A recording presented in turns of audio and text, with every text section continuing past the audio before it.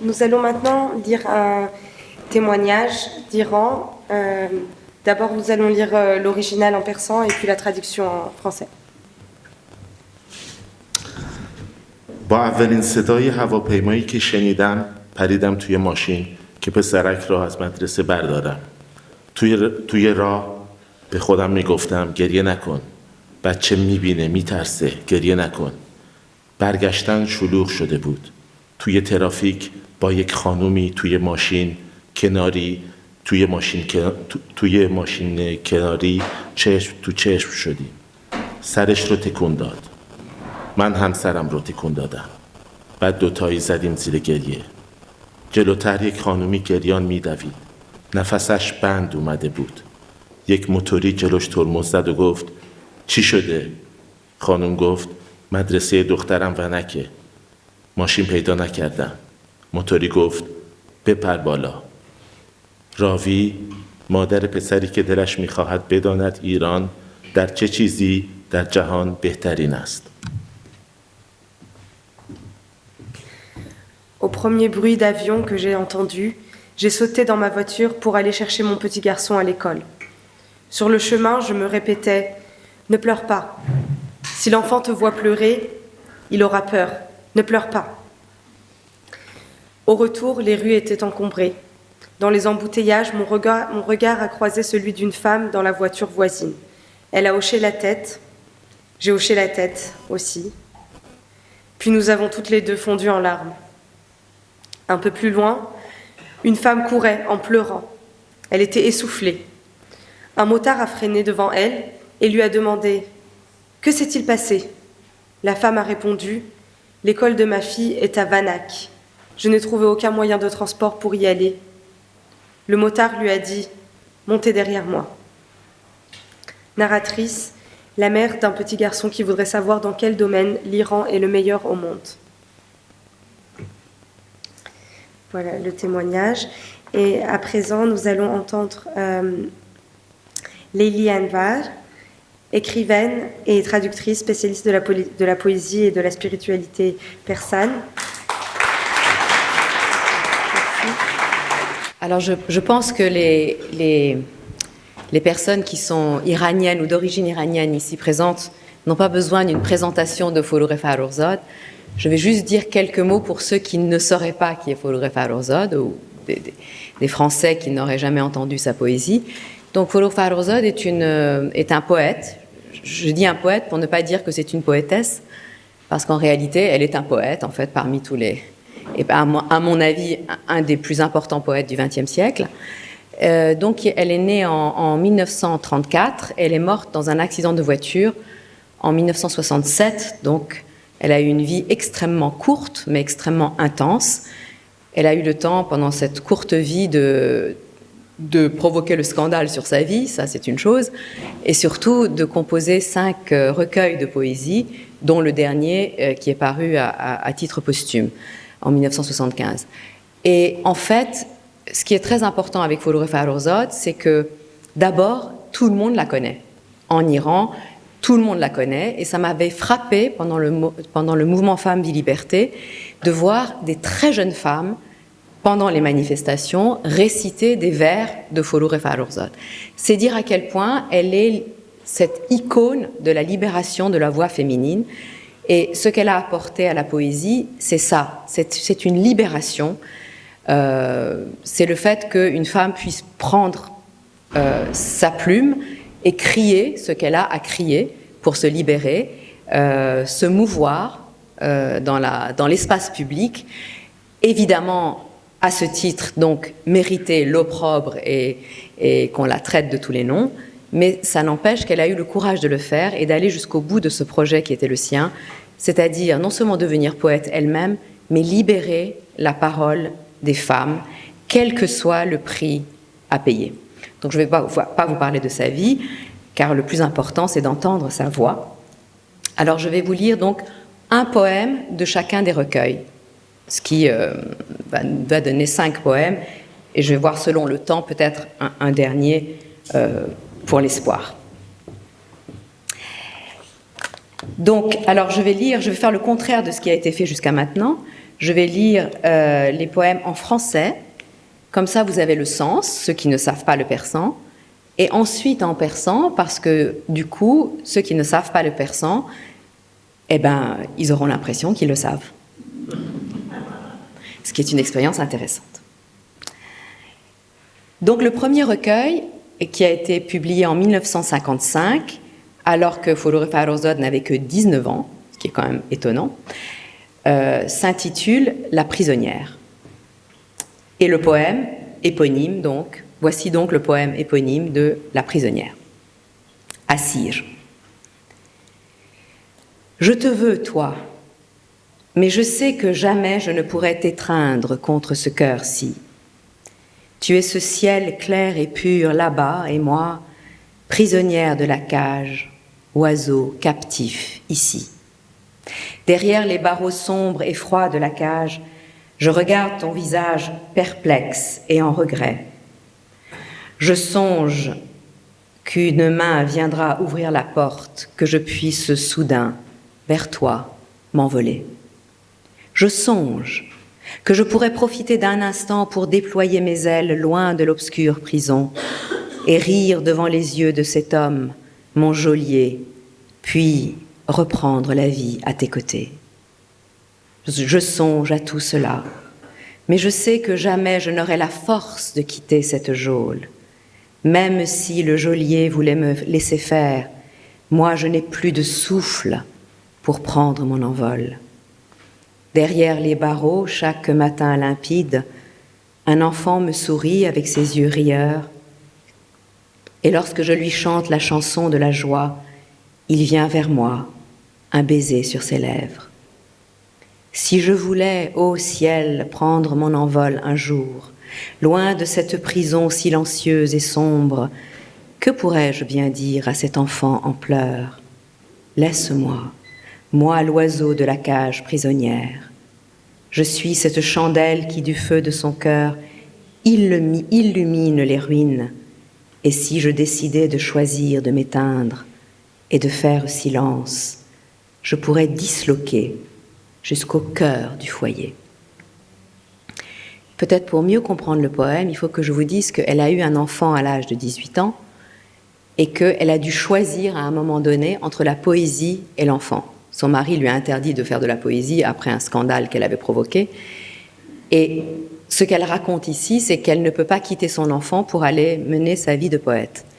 Elle finira par le faire, par briser ce tabou, par, d'une certaine façon, abandonner son enfant pour se consacrer à la poésie. تو را می‌خواهم و دانم که هرگز به کام دل در آغوشت نگیرم. تویی آن آسمان صاف و روشن، من این کنج قفس مرغی اسیرم. ز پشت میله‌های سرد و تیره نگاه حسرتم حیران به رویت، در این فکرم که دستی پیش آید و من ناگه گشایم پر به سویت. در این فکرم که در یک لحظه غفلت از این زندان خاموش پر بگیرم، به چشم مرد زندانبان بخندم، کنارت زندگی از سر بگیرم. در این فکرم منو دانم که هرگز مرا یارای رفتن زین قفس نیست.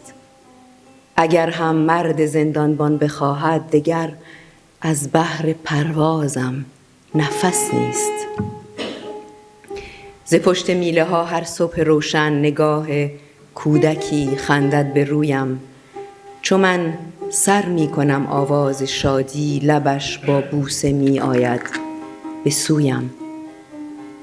اگر ای آسمان خواهم که یک روز از این زندان خاموش پر بگیرم، به چشم کودک گریان چه گویم؟ ز من بگذر که من مرغی اسیرم. من آن شمعم که با سوز دل خویش فروزان می کنم ویرانه ای را.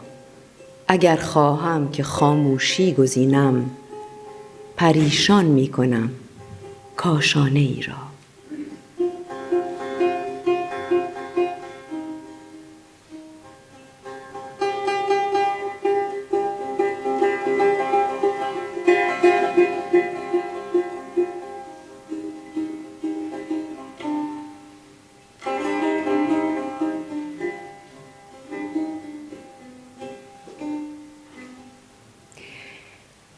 Le deuxième recueil, Assir, donc, s'intitule La prisonnière. Et voici donc le poème Farouche, Ramide, extrait de ce recueil. Je ne sais ce que je veux, ô mon Dieu, quel est l'objet de ma quête. Jour et nuit que cherchent mes yeux au regard fatigué, pourquoi ce cœur ardent dans la douleur figée? Je fuis les assemblées des amis familiers calmes et silencieuses, terrés en un refuge et mes yeux immergés au tréfonds des ténèbres, à l'écoute de mon cœur et du mal qui le ronge. Je veux fuir tous ces gens qui dans les apparences ne font qu'un avec moi, partageant ma parole, mais qui en vérité, misérables et mesquins, accrochent sur ma robe des ornements d'opprobre. Tous ceux qui m'ont souri en entendant mes vers, comme des roses ouvertes au parfum de la vie, mais qui, loin de la foule, dans leur intimité, ont dit que j'étais folle, femme de mauvaise vie. Mon cœur, ô mon cœur fou, fille de la folie, toi qui brûles de te voir rejetée et trahie, cesse donc de prier face à ces étrangers. Par Dieu, cesse cela, renonce à ces folies.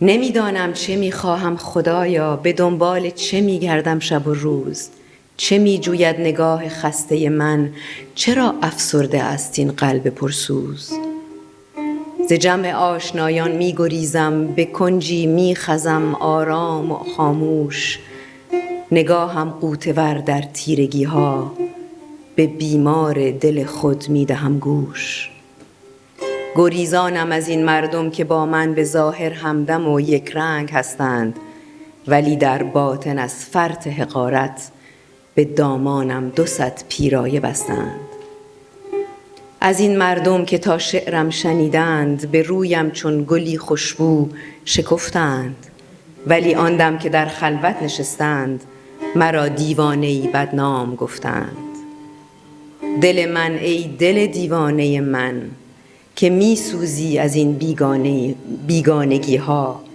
مکن دیگر ز دست غیر فریاد خدا را بس کن این دیوانگی ها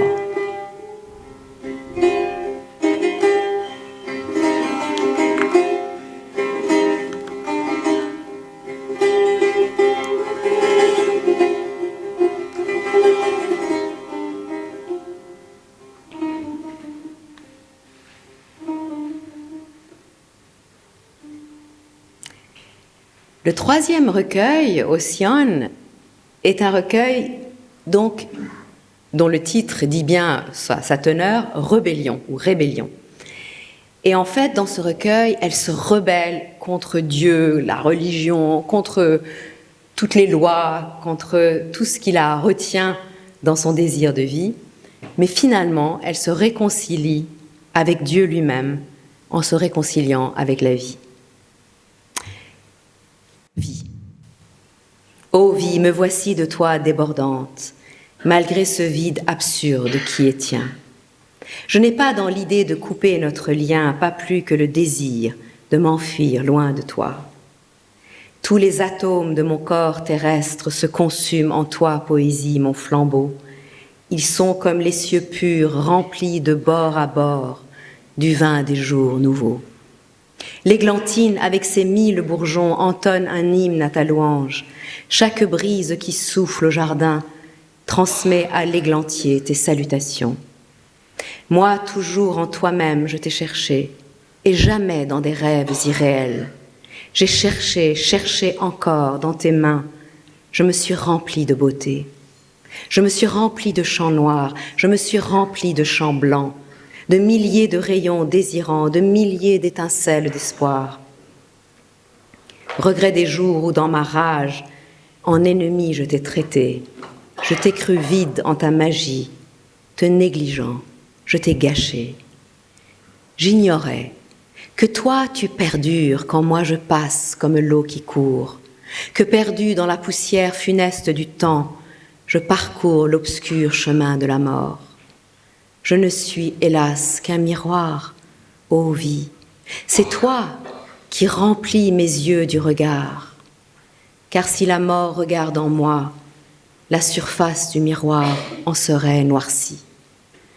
J'aime d'amour, j'aime l'étoile du matin, j'aime d'amour les nuages vagabonds, j'aime d'amour les jours de pluie, j'aime tous ceux qui portent ton nom.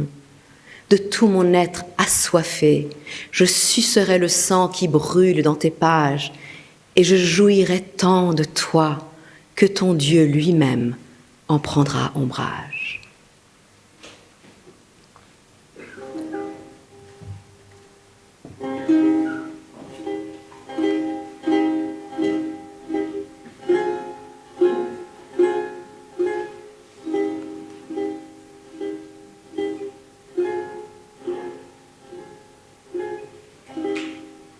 آه ای زندگی منم که هنوز با همه پوچی از تو لبریزم. نه به فکرم که رشته پاره کنم، نه برانم که از تو بگریزم. همه ذرات جسم خاکی من از تو ای شعر گرم در سوزند. آسمان‌های صاف را مانند که لبالب ز باده روزند. با هزاران جوانه می‌خواند بوته نسترن سرود تو را. هر نسیمی که می‌وزد در باغ میرساند به او درود تو را. من تو را در تو جستجو کردم، نه در آن خواب‌های رویایی. در دو دست تو سخت کاویدم، پر شدم ز زیبایی.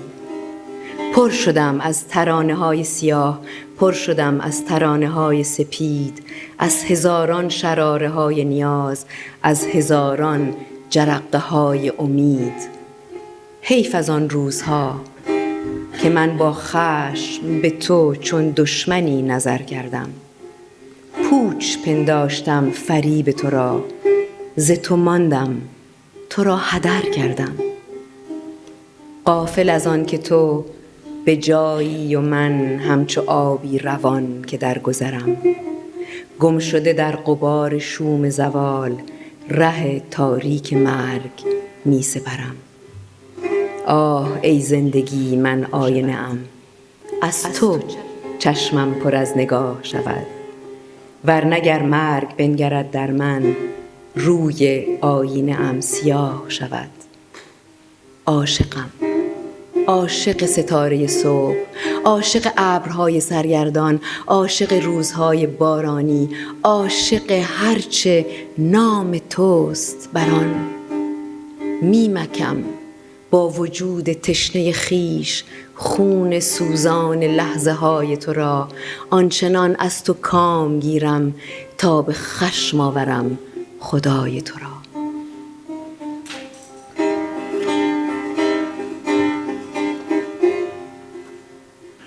Le quatrième recueil est son recueil le plus important, Tavallud Idigar, une autre naissance, qui va vraiment apporter une révolution dans l'histoire de la poésie du XXe siècle. C'est véritablement une autre naissance. Jamais je n'ai voulu être une étoile dans le mirage du ciel, ou comme l'âme des élus être la compagne silencieuse des anges. Jamais je n'ai été séparée de la terre ou familière des étoiles. Je me tiens debout sur la terre, avec mon corps qui, comme la tige d'une plante, suce le vent et le soleil et l'eau pour vivre. Féconde, remplie de désirs, remplie de douleur, je me tiens debout sur la terre, pour que les étoiles me célèbrent, pour que les brises me caressent. Je me regarde par la lucarne, je ne suis que l'écho d'un chant. Je ne suis pas immortelle, je ne cherche que l'écho d'un chant, dans le cri de ce plaisir plus pur que le simple silence d'un chagrin. Je ne cherche aucun autre abri dans un corps qui est rosé sur la fleur d'iris de mon corps. Sur le mur de la cahute qu'est ma vie, des passants ont inscrit à l'encre noire de l'amour des souvenirs nombreux. Un cœur transpercé d'une flèche, une bougie renversée, des points muets et décolorés. Sur les lettres emmêlées de la folie, chaque fois que des lèvres rejoignent les miennes, un embryon d'étoile se forme. Dans ma nuit, se posant sur le fleuve de mes souvenirs, pourquoi alors espérer des étoiles? Ceci est mon chant, qui se pose suave sur tous les cœurs aimants, tel qu'il a toujours été, avant et maintenant.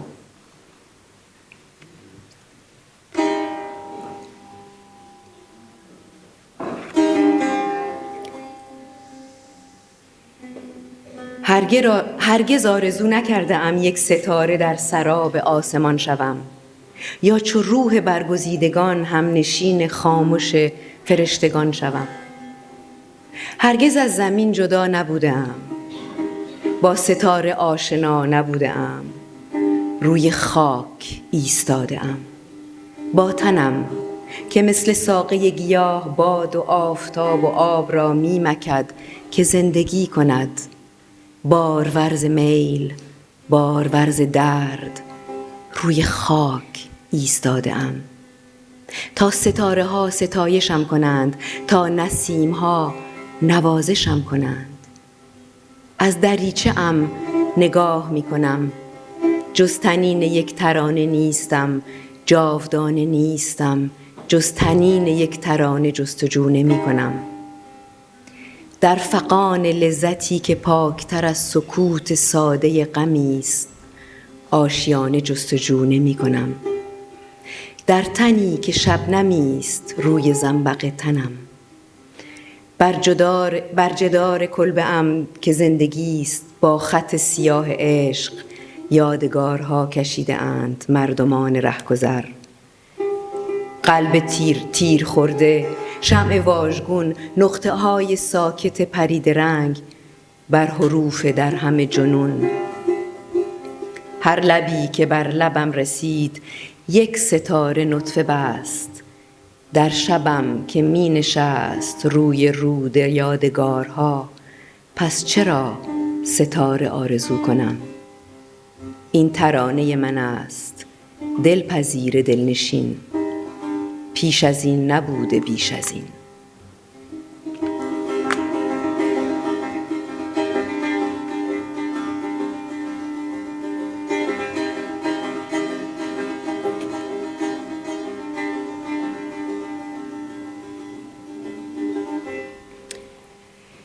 Il y a aussi beaucoup de poèmes à résonance très politique dans l'œuvre de Foulou Farrokhzad. Comme ces poèmes sont très longs, je ne vais pas vous les lire ce soir. Je vous invite à les lire vous-même, soit en persan, soit en français.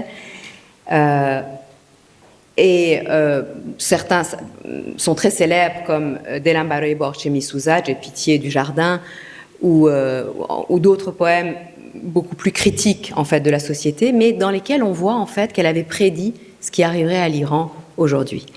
Mais comme je ne voudrais pas finir sur une note triste, je vais terminer sur un poème qui est vraiment un poème d'espoir et que je dédie à tous ceux qui ont organisé cette soirée et plus largement au peuple d'Iran. Be aftab salami dobare khaham dad. Et celui-là, je le lis en persan d'abord.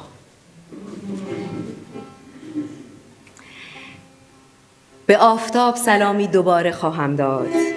به جویبار که در من جاری بود، به ابرها که فکرهای طویلم بودند، به رشد دردناک سپیدارهای باغ که با من از فصلهای خشک گذر می کردند، به دسته های کلاغان که عطر مزرعه های شبانه را برای من به هدیه می آوردند، به مادرم که در آیینه زندگی می کرد و شکل پیری من بود، و به زمین که شهوت تکرار من درون ملتهبش را از تخمه‌های سبز می انباشت. سلامی دوباره خواهم داد.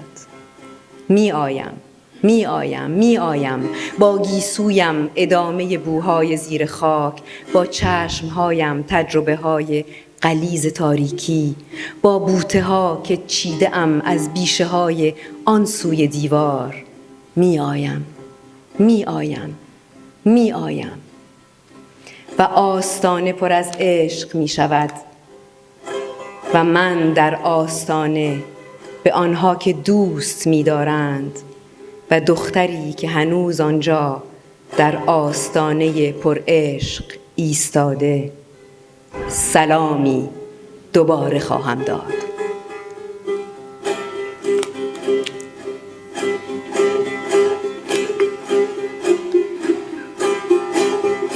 Je saluerai à nouveau le soleil et le ruisseau qui coulait en moi, les nuages qui étaient l'étendue de mes pensées, la croissance douloureuse des peupliers blancs du jardin qui traversaient les saisons sèches avec moi. Je saluerai les nuées de corbeaux qui m'apportaient comme cadeau le parfum des champs nocturnes et ma mère qui vivait dans un miroir et qui était le visage de ma vieillesse. Je saluerai la terre aussi, grosse de graines vertes à force de volupté. Je viendrai, je viendrai, je viendrai avec ma chevelure, prolongement des parfums enfouis sous la terre, avec mes yeux, expérience intense de l'obscur, avec les buissons que j'ai cueillis dans les bois de l'autre côté du mur. Je viendrai, je viendrai, je viendrai, et le seuil débordera d'amour. Et moi, sur ce seuil, je saluerai à nouveau tous ceux qui aiment, et la fille qui se tient encore là-bas, sur le seuil débordant d'amour.